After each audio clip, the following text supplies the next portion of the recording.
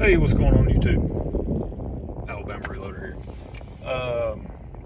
On my way to lunch. Got my McGuire Ballistics merch on, so repping that. On my way to lunch, and I just wanted to do a quick video.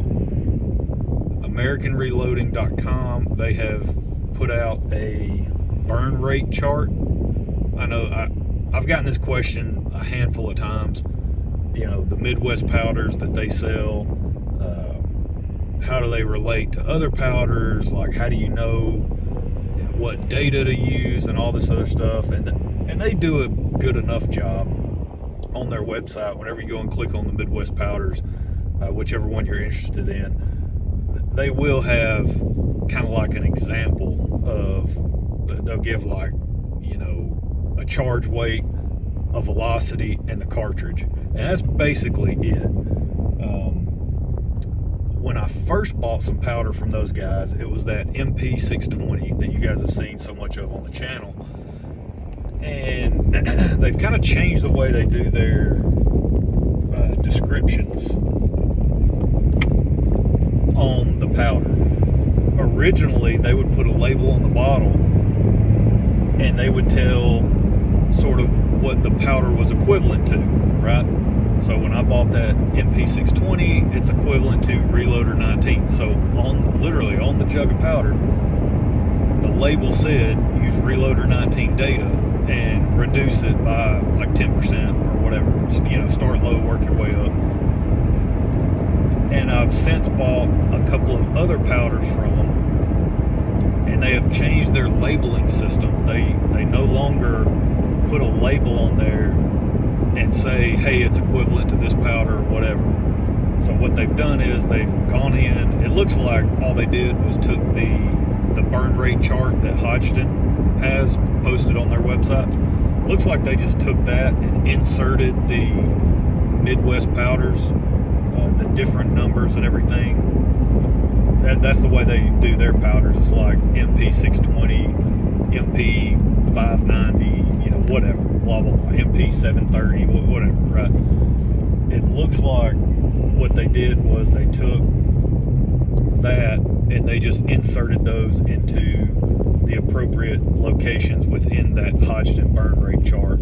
So that way you have an idea, and it'll tell you whether it's a ball or a stick powder, right? That's the other part, which is extremely handy, by the way, because again, going and buying those powders, there's obviously not load data for them, so you really do have to be mindful and be careful when you're working up loads with these powders. And you guys saw that with my 280 Ackley work that I was doing with MP620. We ran into some pretty hot loads right off the bat. I was using Reloader 19 data for all of the bullets that I was testing originally with that powder, and we were definitely, I mean, we were up there pressure wise in some instances. So just be mindful of that, and go check out that burn rate chart. Like I said, it's on their website now. You can go find it. It's right on the homepage. I think it's still on the homepage. You pull up AmericanReloading.com. I believe they have a tab there where it's like, you know, view burn rate chart or whatever it is. You can go pull that up. It's on I believe they have it linked to a Google Drive folder. I think it's a Google Drive document that they posted. And so all I did was I actually sent it to my wife, and I was like, hey, can you print this for me? Because again, I'm not a tech guy at all. Which you could probably tell due to the extreme bare bones and lack of editing that these videos receive. I literally just turned, like on this, I just put my phone in the little phone holder thing, I turned my camera around, I hit video, I hit go, and then that's all I do. And then I just film, right? Or the other way around. This person in front of me is driving, they're on their phone, they're driving extremely slow. I'm not exactly sure what's going on. So let's go around them. I think they might be lost. Or they don't know where they're going, one of the two, which is kind of the same thing. But yeah, burn rate chart, super awesome resource that they just put out. So really excited about that. Go check that out. I know a lot of people have had questions about Midwest powders. Yes, I love them. I can say that with 100% confidence. Right now, I have used MP620 quite a bit. I have used that powder a lot so far. Like I said, it's a Reloader 19 equivalent. And then also I have MP590-1, and that is a Reloader 17 equivalent powder. I haven't used that one a whole lot. I have tested it a little bit in 6.5 Creedmoor. You guys saw those results with the whenever I did the test between the 130 grain Sierra Game King, the hollow point version, and the tip Game King.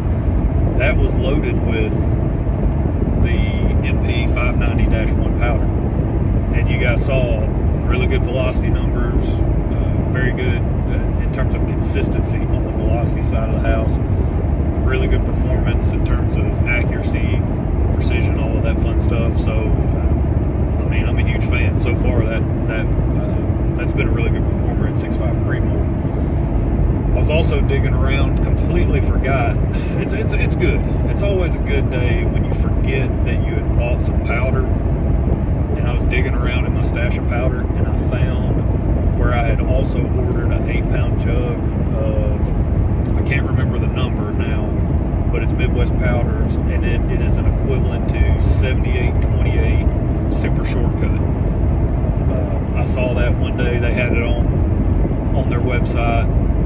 Of course, it was on sale, an extremely good deal. I think it's like $170 for 8-pound jug of an equivalent powder to IMR 7828 Super Shortcut. So wasn't going to pass that up. So I went ahead and jumped on that. Completely forgot I had it. It's just sitting in the closet. So I need to break that out, start using it, doing some testing with it as well. But whole point of this video, you guys, you've asked several questions about those powders. You've seen me use them a lot. American Reloading has put out the burn rate chart. Go utilize that. You can purchase that stuff and load, I would say, fairly confidently. Like, I mean, you guys have seen the results that I get on the channel, right? Like, I don't know what else to tell you at this point. If you're concerned about purchasing those powders, I don't know what else to do or tell you to ease those concerns. So it's on you now. One of the things that will be interesting to test is coming up in the wintertime, you know, the temp stability, I guess if you want to call it that. See what type of variability we get going into extremely cold temperatures. Of course, I'll be doing some of that testing coming up this winter. But just in general, very positive experience with those powders. Go check them out. Don't forget, if you're looking for like the best hat that's ever been made, it just so happens to be an Alabama Reloader hat. We have the best hats that have ever been made. Go check out my website. It's not AmericanReloading.com. It's AlabamaReloader.com. Go check that out. There's a section there where you can scroll down, check out the hats that are available for sale. Go buy you one. Only if you want a hat, and if you're interested in a hat, go make that purchase. A portion of that sale comes back, helps the channel from a monetary standpoint. So I really appreciate it. But that is it, guys. Super short and sweet. Headed to lunch right now. Should be a great day. It's a little cloudy and overcast, but here in North Alabama, the temperatures have definitely changed. You can tell, which it's a false fall is what it is. And I would imagine people that have just recently moved to North Alabama, they're probably going, man, this is amazing. Like, you guys actually have 4 seasons. Like, you can tell distinctively, like, when the seasons change, and man, you feel fall coming in, and it's not 100 degrees, and it just feels amazing. It's like, dude, it's a false fall. We're going to show up October 15th, opening day of bow season, at least in the zone that I'm in Alabama. Opening day of bow season is probably going to be 90 degrees. It just usually is. Like, it's normally opening day of bow season in Alabama, in the South. It just in general, it's extremely hot all the way into October. So we're sitting here September 2nd, and I mean, we're getting like highs in the low 80s. I think people are losing their minds, right? They don't know how to act because we typically don't see this. So But it's a false fall. It is what it is. We will catch you guys next time. Like I said, I'm gonna run to lunch. I gotta swing by Cabela's. I'm gonna pick up some brass. Gonna get some Starline brass. A buddy dropped off a 308 Winchester that he wants me to work up a hunt load for. That's a Remington 700. Looks like just a Remington 700 ADL. Looks like the new. It was one of the newest pre-bankruptcy Remington 700 ADLs. It's got that synthetic stock. It does not have a free-floated barrel. So, yeah. So we're gonna go get some brass. I'm gonna buy a bag of Starline, and that's what we'll use for the brass. And then, of course, Sierra 165 grain Game King bullets. We'll use those as the bullet of choice. And then I'm torn between a couple of different powders that I plan on using. He wants to shoot the 165s specifically, not necessarily the Sierra Game Kings, but he told me I want to shoot a 165 grain bullet. I was like, okay, sounds good to me. So that's what we're going to go with. Just wanted to throw out that information about American Reloading. You guys go check out that burn rate chart. We'll catch y'all next time. Y'all have a good one.